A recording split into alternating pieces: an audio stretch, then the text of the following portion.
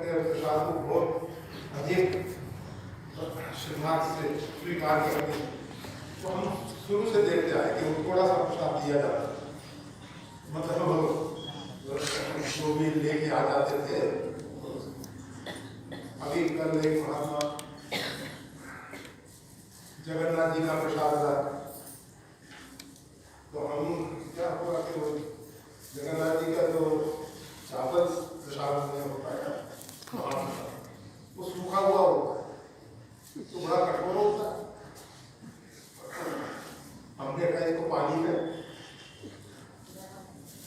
गर्म पानी में भिगा दो, दे देंगे। तब तक एक महात्मा ने कहा लाभ हमें तो दे दो। हमने कहा कि लाभ हमें भी दे दो।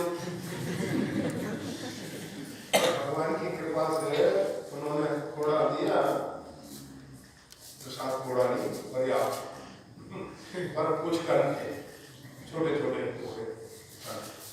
आराम से। तो कहने का मतलब यह है कि प्रसाद,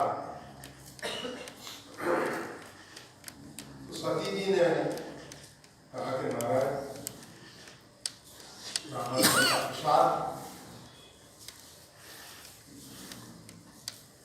हाँ भाई देखो प्रसाद के लायक है, परंतु वो पूरा प्रसाद हमने शंकर को दे दिया। अब सती जी के मन में विचार कि वहां पहुंचेंगे प्रसाद मिलेगा। सती जी भी बड़े भाव से घर के वहां पहुंची भोले बाबा के पास।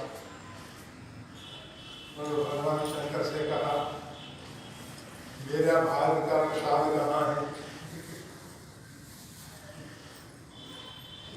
भगवान शंकर तो बिल्कुल सरल है, बिल्कुल सरल है, जो सही है स्पष्ट कह दिया कि मैं तो प्रेम में इतना भर गया कि तुम्हारी स्मृति नहीं है और सब प्रसाद मुझे मांगे। जब सती जी ने सुना कि सब प्रसाद पा लिया इन्होंने,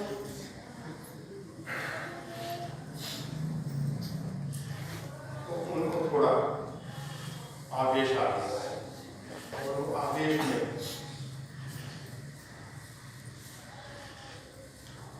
क्रोध के परख वचन बल मुनवर कहे विचार। क्रोध में व्यक्ति क्या बोलना चाहिए क्या नहीं बोलना चाहिए इसका ख्याल नहीं रहता है। और ऐसी स्थिति में सती जी ने कहा तुम्हारा जो प्रसाद उचिष्ट, स्पष्ट शब्द है उचिष्ट। जैसे तो प्रसाद के लिए अनेक अर्थ हो जाते हैं। अब आप दक्षिण भारत में जाओ, मंदिरों में जाओगे, आपको प्रसाद में चंदन पुष्प इत्यादि दे देंगे। केदारनाथ में जाओ, केदारनाथ में दोनों प्रकार का ब्रह्म कमल वेद इत्यादि प्रसाद में दे देंगे। और भगवान को जो भाग का भोग लगता है वो भी दे देंगे। तो प्रसाद का मतलब ये नहीं है कि कोई भक्षण करने वाला, परंतु हाँ स्पष्ट है रामाचरण की कथा में कि आपका जो उचिष्ट प्रसाद आएगा वो कुत्ता होगा, नरक में रहेगा, ऐसा कहा गया। इस प्रकार का कहोगे रामाचरण की जो कथा है और ये है, जिन लोगों ने ये तैयार की उन लोगों ने ये शंकर जी के प्रति ऐसा भाव रख के ऐसा कर दिया। तो अन्य पुराणों में भी ऐसा उल्लेख है, एक अन्य पुराण में भी ऐसा उल्लेख है। ऐसा नहीं है कि केवल रामायण के उसमें ही ऐसा मिलता।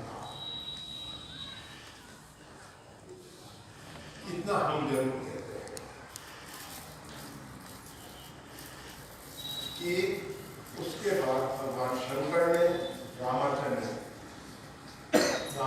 किया। पार्वती जी ने भगवान शंकर से प्रश्न किया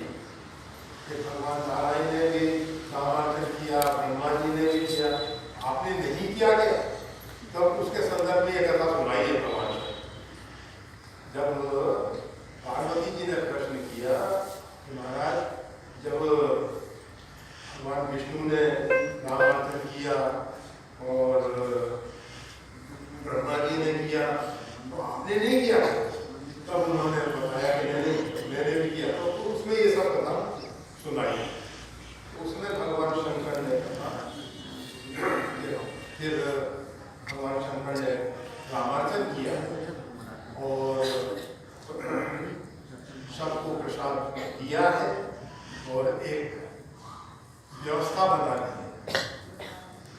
ये आगंतुक अतिथियों को बिना प्रसाद दिए जो प्रसाद पाएगा वो अधम मानेगा, ऐसा उसने लिखा। भगवान शंकर ने अपनी भूल स्वीकार की है और कहा कि जब सती जी ने उनको